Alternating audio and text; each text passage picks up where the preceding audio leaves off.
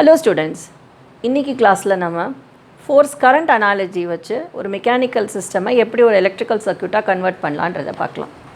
Okay, முதல்ல ஒரு mechanical சிஸ்டமை வரைஞ்சிக்குவோம்.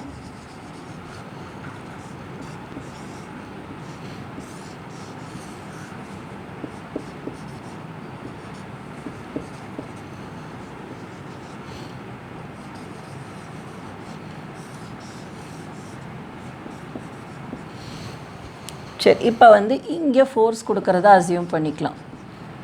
இது K1. ஓகே, இப்போ இந்த இடத்துல ஃபோர்ஸ் கொடுத்தோம்னா என்னாகும்? இங்கே கீழ் நோக்கி இந்த மாஸ் மூவ் பண்ண ஆரம்பிக்கும், ரைட்? ஸோ அதோடைய டிஸ்பிளேஸ்மெண்ட்டை இந்த இடத்துல x1 ஆஃப் t-ன்னும் இந்த மாஸோடைய மூமெண்ட்டை x2 ஆஃப் t-ன்னும் எழுதிக்கலாம். இப்போ நம்ம இந்த மெக்கானிக்கல் சிஸ்டம்க்கு ஈக்குவேஷன் எழுதணும், மேத்தமேட்டிக்கல் மாடல் பண்ணணும். ஸோ என்னென்னா, இப்போ நம்ம ஃப்ரீ பாடி டயக்ராம்க்கெலாம் போக மாட்டோம். ஃப்ரீ பாடி டயக்ராம் பற்றி ஏற்கனவே ஃபோர்ஸ் வோல்டேஜ் அனாலஜி ப்ராப்ளமில் பார்த்துட்டோம். அதனால டைரெக்டாகவே ஈக்குவேஷன் எழுதலாம். ஸோ இப்போ M1 மாஸ் எடுத்துக்கிட்டிங்கன்னா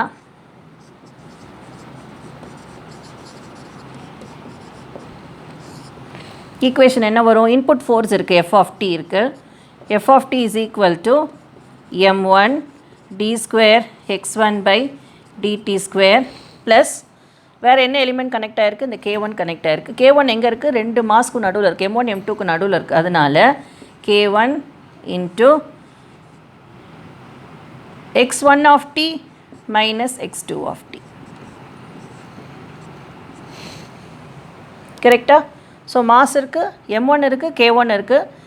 M1க்கு எழுதிட்டோம், K1 ரெண்டுத்துக்கும் நடுவில் இருக்குது. அதனால் x1 minus x2. x1 minus x2 ஏன்னா we are considering mass M1 consider பண்ணும்போது அதோடைய டிஸ்பிளேஸ்மெண்ட்டு தான் அதிகம் கன்சிடர் பண்ணிக்குவோம். ஓகே, ஸோ இது முடிஞ்சது. இது first equation. Second equation mass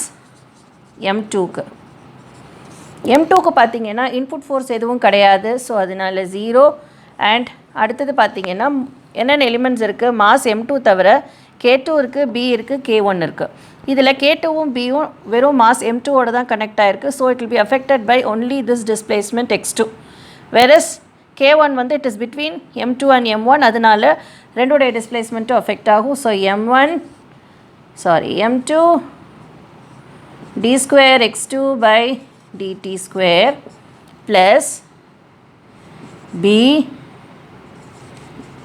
dx2 by dt plus K2 x2 of t plus K1 into x2 of t minus x1 of t. சரியா?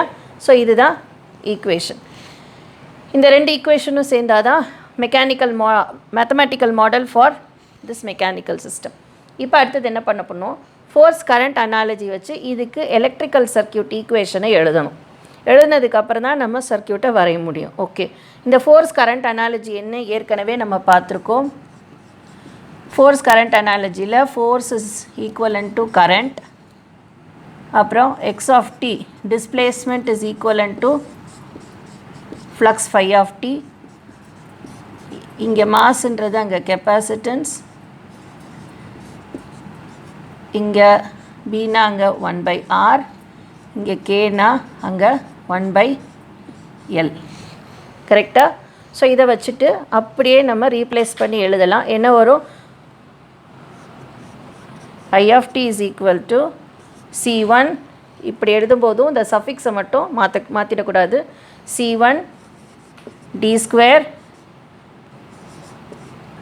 phi1 by dt plus K1க்கு பதிலாக 1/L1 into phi1 of t minus phi2 of t.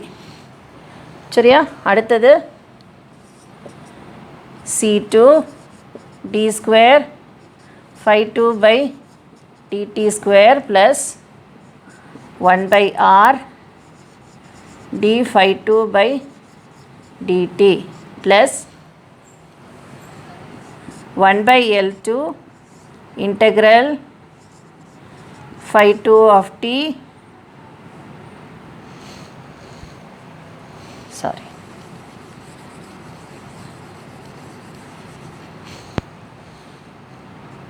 plus 1 by L2 phi 2 of t plus 1 by L1 phi 2 of t minus phi 1 of t. கரெக்டா?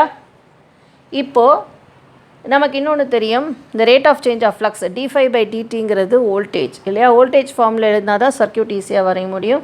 So அதனால் இந்த d5 by dtயை நம்ம வந்து வோல்டேஜில் எழுதுவோம். So flux in terms of வோல்டேஜ்னால் இங்கே வந்து d ஸ்கொயர் 5 by dt ஸ்கொயர்னு இருக்குது. ஸோ என்னாகும்? dv by dtன்னு மாறும். ஸோ அதை ரீரைட் பண்ணும்போது என்னாகும்? I of t is equal to C1 dv1 by dt plus 1 by L1 integral v1 of t minus v2 of t into dt. ஆச்சா? அடுத்தது ரெண்டாவது equation C2 dv2 by dt plus v2 of t by r plus 1 by L2 integral v2 of t dt plus 1 by L1 integral v2 of t minus v1 of t into dt. கரெக்டா?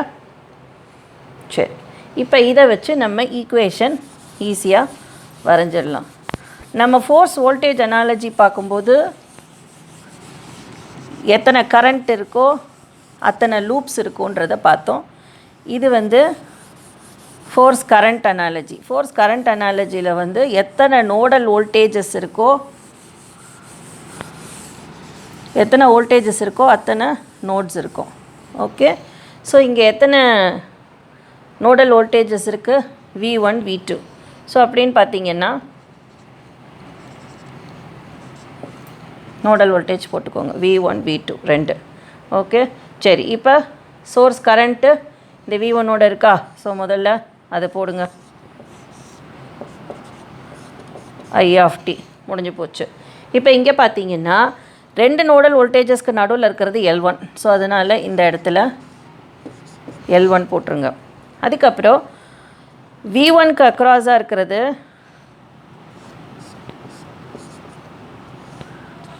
C1 தான். Okay, இந்த C1ல் தான் வந்து C1க்கு அக்ராஸாக தான் நமக்கு voltage nodal voltage V1 இருக்குது. So அதனால் இதை பேரலலில் போட்டுக்கிட்டோம். இதோட ஃபஸ்ட் ஈக்குவேஷன் முடிஞ்சுதா? I of t is equal to voltage இங்கே ஃப்ளோ ஆகிற கரண்ட்டு, அதுக்கப்புறம் இது, right? So C1 dv1 by dt plus 1 by L1 v1 of t minus v2 of t dt, right? இப்போ அடுத்தது ஈக்குவேஷன் பார்த்தீங்கன்னா across this nodal voltage, okay, என்னென்ன elements இருக்குது? C2, R and L2. So C2, R and L2 are having the same voltages, so which means they are in parallel. கரெக்டாக? மூணு பேரலில் இருக்கிறதுனால தான் ஒரே வோல்டேஜ் இருக்குதுன்னு அர்த்தம்.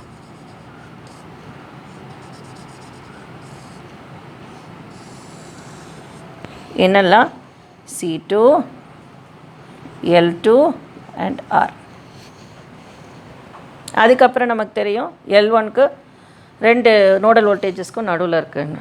ஸோ செகண்ட் ஈக்குவேஷனும் கம்ப்ளீட் ஆகிடுச்சா? C2 dv2 by rt plus v2 of t by r plus 1 by L2 integral v2 of t dt plus 1 by L1 integral v2 of t minus v1 of t dt. So இதுதான் equivalent electrical circuit for this mechanical system using force current analogy.